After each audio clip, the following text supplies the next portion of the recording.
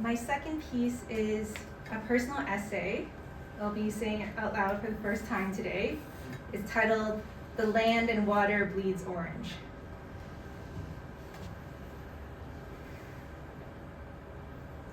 The preciousness of natural resources is evident in my culture. A Vietnamese proverb says, that van. An inch of land is worth its weight in gold. An author observed, in Vietnamese, the word for water and the word for a nation, a country and a homeland are one and the same. Nuoc?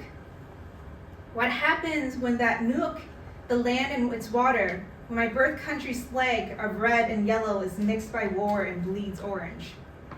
Can you trace that poison production from west to east and vice versa from east to west, from this colonized land of red maple to my homeland, yellow stars surrounded by red? What is its parallel legacy here and afar, generations later? My family's journey from Bien Hoa, Vietnam to Canada involved crossing the ocean and settling along the unceded lands surrounding the Grand River, what is known as Kitchener-Waterloo, a place where my parents have gratefully called home for close to 30 years.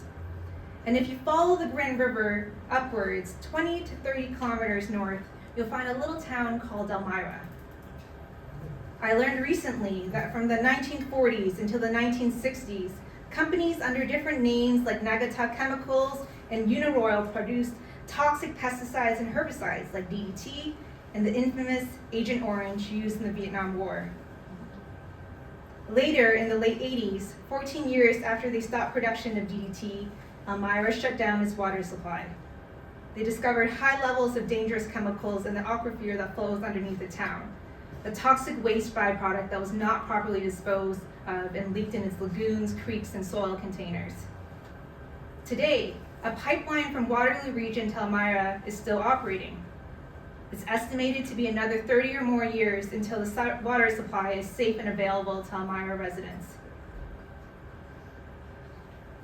To glean some wisdom from some of the indigenous nations' lands where I reside, from the Shinnenabec Nation, everything is connected to the lands, waters, and all living things. We have roles and responsibilities to look after the lands and waters. Or from that of the seventh generation principle based on Haudenosaunee philosophy. The decisions we make today should result in a sustainable world 7 generations in the future. This parallel of poison across oceans and generations can be observed in the ongoing impact of Agent Orange in Vietnam. Bien Hoa, my birth town, was the primary Agent Orange storage and handling site in the US-Vietnam War. It remains the largest dioxin hotspot in Vietnam.